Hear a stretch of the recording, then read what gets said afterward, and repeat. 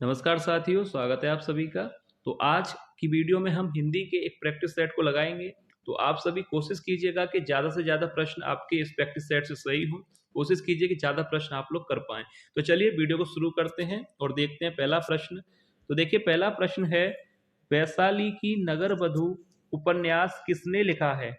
Option A Shiv पूजन सहाय, या option B Chatursen Shastri, सी इलाचंद जोशी, या ऑप्शन डी जैनेन्द्र कुमार। तो देखिए वैशाली की नगर वधू उपन्यास किसने लिखा है?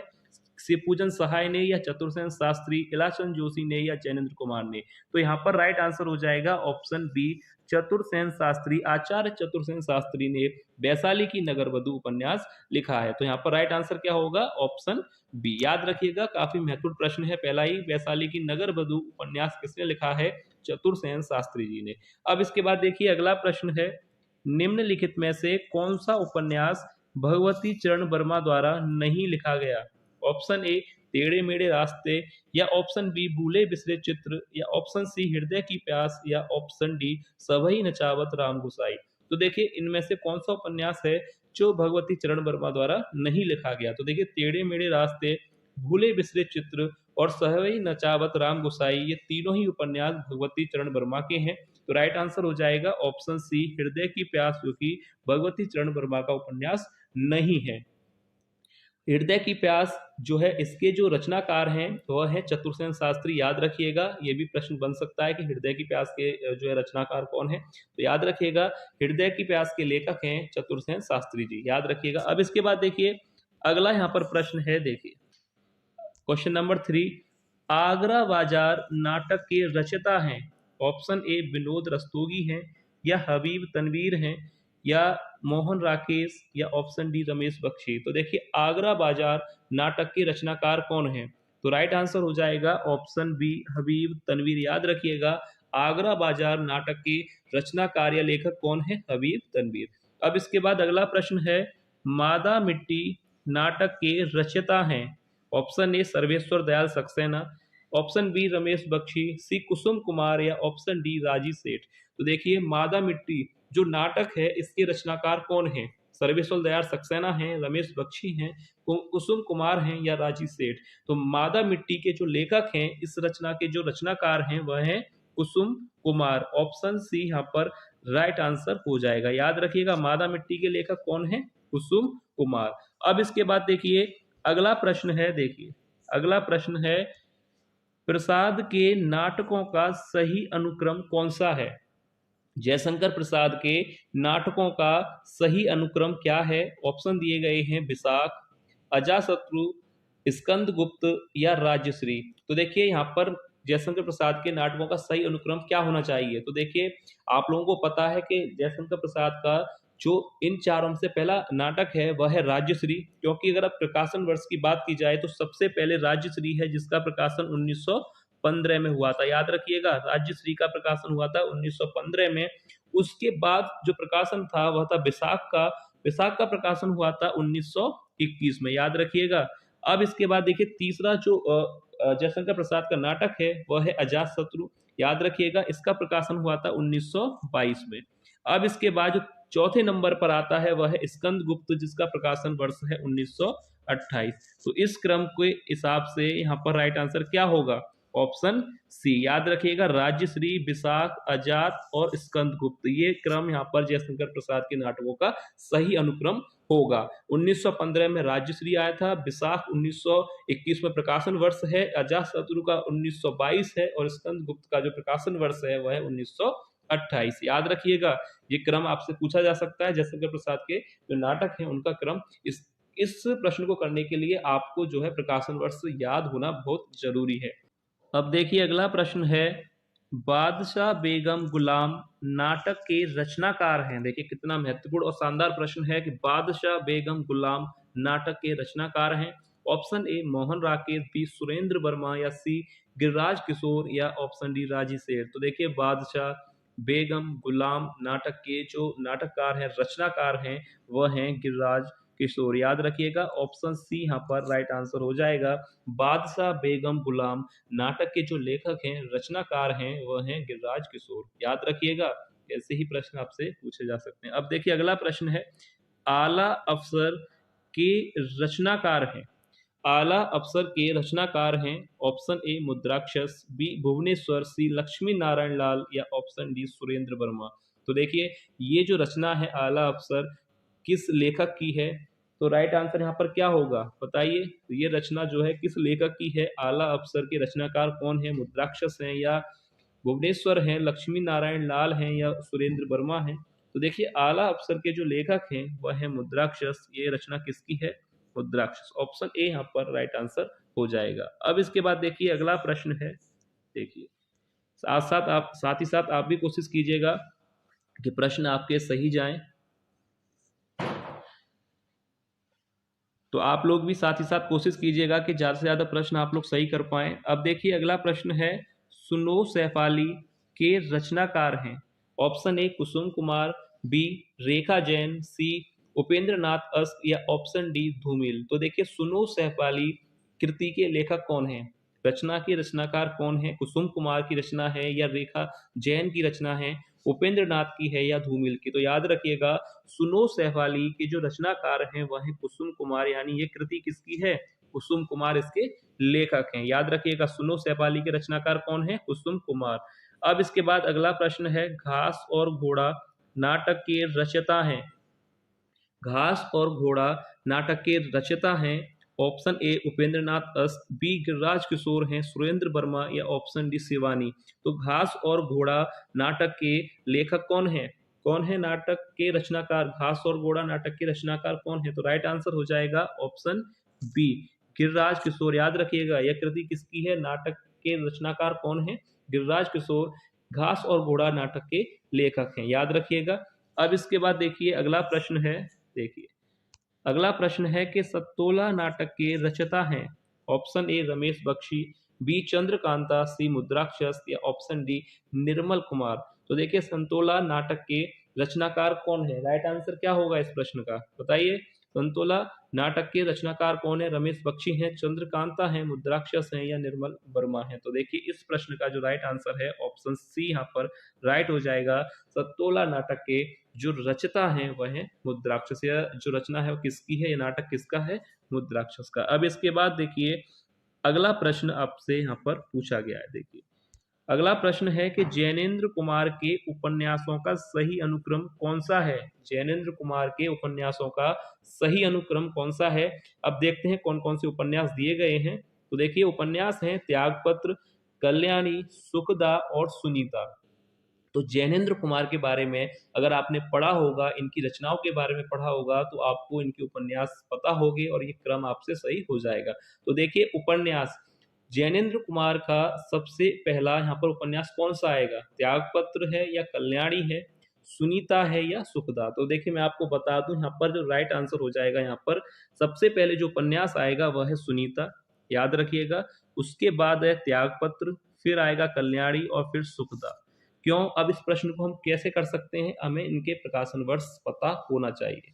जैसे सुनीता का जो प्रकाशन वर्ष है वो मैं आपको बता दूं 1935 में प्रकाशित हुआ था।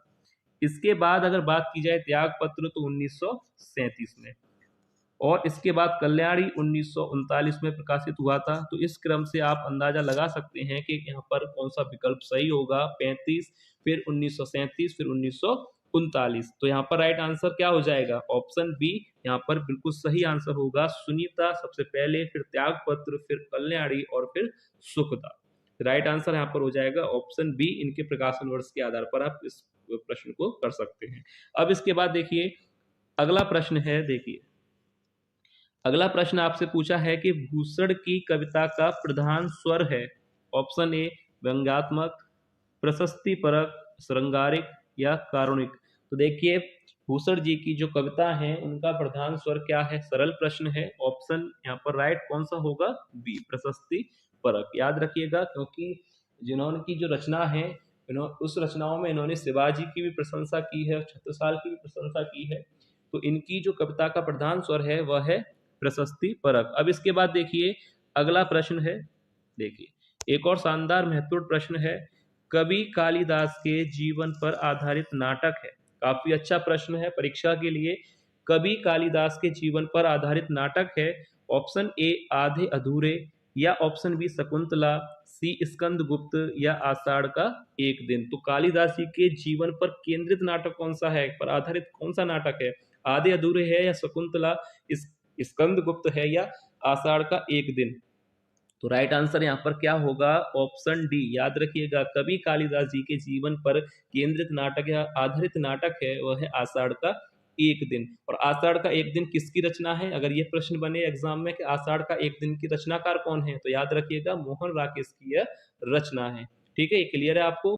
अब देखिए अगला प्रश्न है, लहरों के राजहंस का नायक नंद किसका प्रतीक है?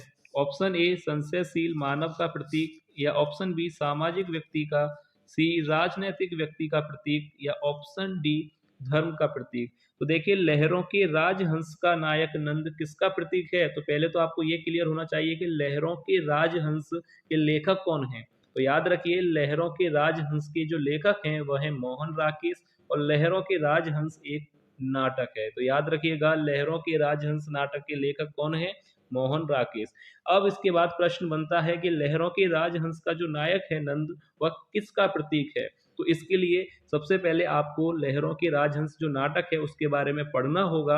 अगर आपने पढ़ा होगा तो आपके लिए प्रश्न कुछ भी नहीं है, काफी सरल प्रश्न है अगर आपने इसके बारे में पढ़ा है तो सबसे पहले यहाँ पर जो राइट आंसर हो जाएगा ऑप्शन ए संशयशील मानव का प्रतीक। जिन लोगों को पता है अच्छी बात है, अगर नहीं पता तो वो लोग एक बार लहरों के राजहंस नाटक के बारे में जरूर पढ़ लें, जिससे आपको एक प्रश्न समझ में आ जाएगा। लहरों के राजहंस का नायक नंद किसका प्रतीक है? ऑप्शन ए यहाँ पर सही हो जाएगा, संशयशील मानव का प्रतीक। अब देखिए अगला प्रश्न है, पेपर वेट नामक नाटक के रचयिता हैं? Option A Ramesh Bakshi, B Jaishankar Prasad, C Ugra, या ऑप्शन डी सुदर्शन। तो देखिए राइट आंसर यहाँ पर क्या होना चाहिए? पेपर वेट नामक नाटक के रचनाकार कौन है?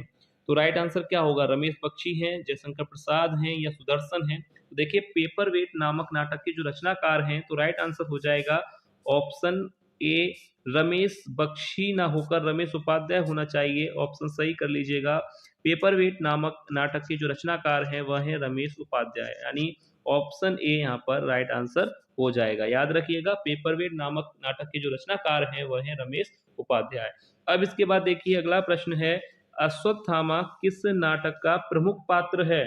अश्वत्थामा किस नाटक का प्रमुख पात्र है? इस प्रश्न के लिए तो विकल्प की भी जरूरत नहीं है। तो राइट आंसर यहाँ पर देखिए सामने ही आपको दिखाई दे रहा है, ऑप्शन डी अंधा युग। काफी सरल प्रश्न है, अश्वत्थामा किस नाटक का प्रमुख पात्र है? तो राइट आंसर क्या हो जाएगा? ऑप्शन डी अंधा युग।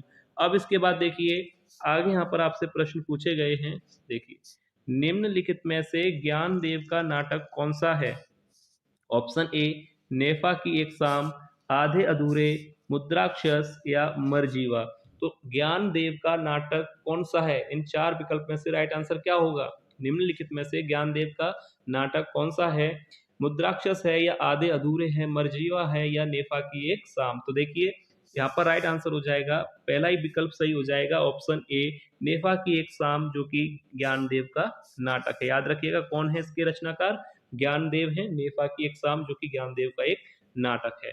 अब इसके बाद देखिए अगला प्रश्न है, मोहन राकेश के किस नाटक में कालिदास की प्रणय कथा का अनुकरण है? अभी ये प्रश्न आया था, मोहन राकेश के किस नाटक में कालिदास की प्रणय कथा का अनुकरण है? चंद्रगुप्त में है, आषाढ़ का एक दिन, आधे अधूरे, या स्कंदगुप्त। तो देखिए राइट आंसर क्या होगा? मोहन राकेश के किस नाटक में कालिदास की प्रणय कथा का अनुकरण है? तो देखिए सी और डी तो यहाँ पर वैसे ही गलत हैं, क्योंकि चंद्रगुप्त और स्कंदगुप्त दोनों ही जयशंकर प्रसाद जी के नाटक हैं, ना कि मोहन राकेश के। तो सी और डी तो यहाँ पर वैसे ही गलत हो गया। ऑप्शन ए यहाँ पर राइट हो जाएगा, आषाढ़ का एक दिन। अभी मैंने आपको बताया था कि कालिदास के जीवन पर आधारित है। कौन सा नाटक है? आषाढ़ का एक दिन। तो राइट आंसर हो जाएगा ऑप्शन ए। अब इसके बाद देखिए अगला प्रश्न है, अब देखिए अगला प्रश्न है, भारतेंदु ने किस कृति की रचना एक ही रात में की थी? Option A Andher Nagari, B विद्या सुंदर, सी नील देवी, या सती प्रताप। तो भारतेंदु हरिश्चंद्र की ऐसी कौन सी कृति है जिसकी रचना एक रात में इन्होंने की थी?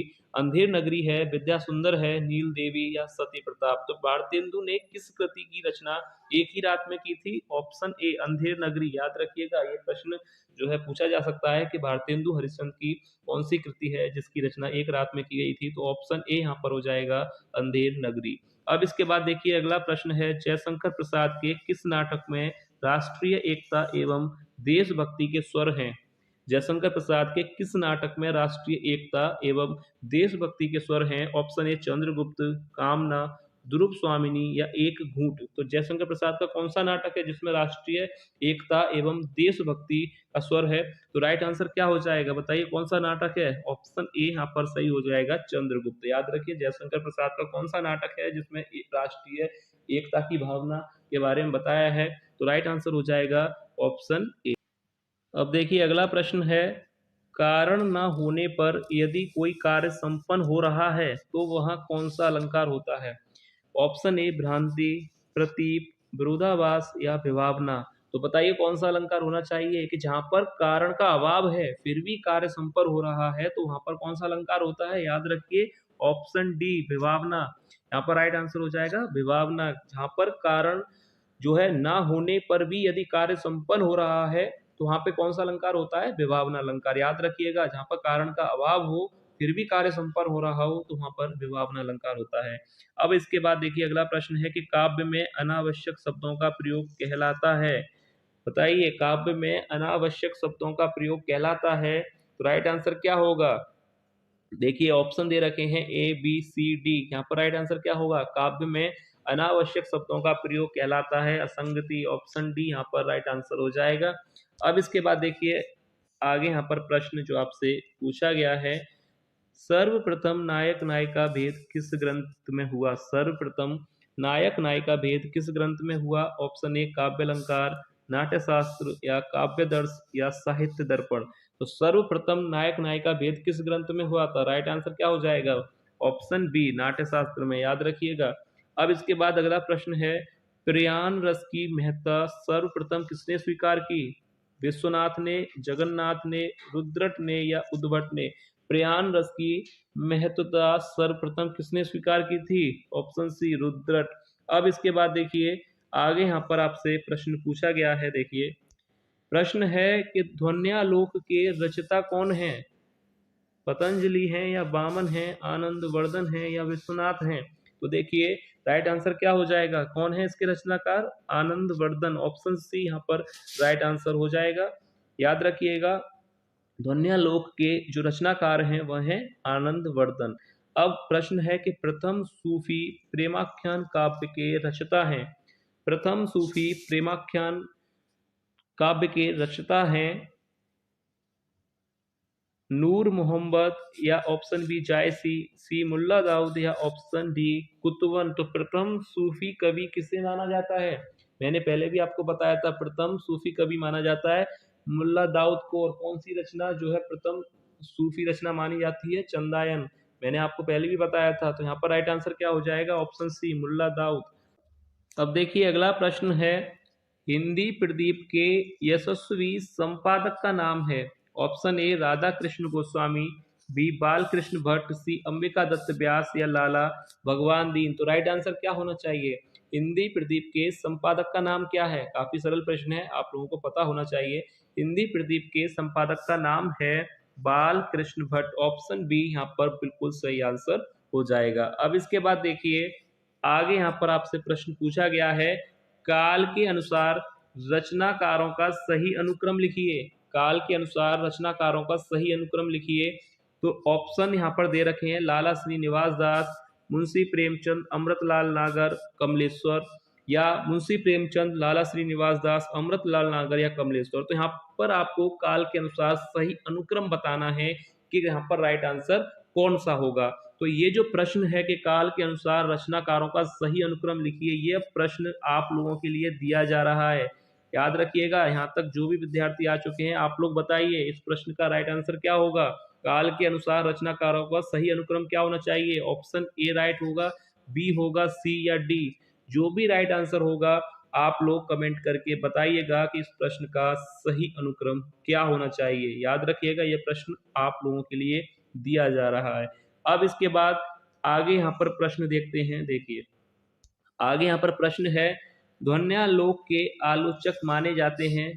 ऑप्शन ए विश्वनाथ, अभिनव गुप्त, भट्टतोत या मंबट। तो देखिए ध्वन्यालोक के आलोचक माने जाते हैं, राइट आंसर हो जाएगा ऑप्शन बी अभिनव गुप्त। याद रखिए ऑप्शन बी यहाँ पर सही हो जाएगा, ध्वन्यालोक के आलोचक माने जाते हैं अभिनव गुप्त। अब अगला प्रश्न है जो कि वीडियो का लास्ट प्रश्न है कि ध्वन्यालोक की टीका का क्या नाम है। ऑप्शन ए काव्य मीमांसा, लोचन, काव्य अलंकार या साहित्य दर्पण। तो देखिए ध्वन्यालोक की टीका का क्या नाम है। अभी मैंने आपको पहले प्रश्न बताया था कि ध्वन्यालोक के रचनाकार कौन है, तो याद रखिए आनंदवर्धन है, और इस पर लिखी गई टीकाएं दो थी जिसका नाम था चंद्रिका और लोचन, और वर्तमान में अभी जो उपलब्ध है वह है लोचन। तो राइट आंसर हो जाएगा ऑप्शन बी लोचन। तो यहाँ पर जो विकल्प दिए गए हैं इसके हिसाब से राइट आंसर हो जाएगा लोचन, जो कि ध्वन्यालोक की टीका का नाम है। याद रखिएगा राइट आंसर हो जाएगा ऑप्शन बी। तो ये था वीडियो का लास्ट प्रश्न। उम्मीद है आपको आज के प्रश्न पसंद आए होंगे। वीडियो अगर आपको पसंद आई है तो वीडियो को लाइक जरूर कीजिएगा। तो चलिए मिलते हैं नेक्स्ट वीडियो में ऐसे और महत्वपूर्ण प्रश्नों के साथ। तब तक के लिए धन्यवाद।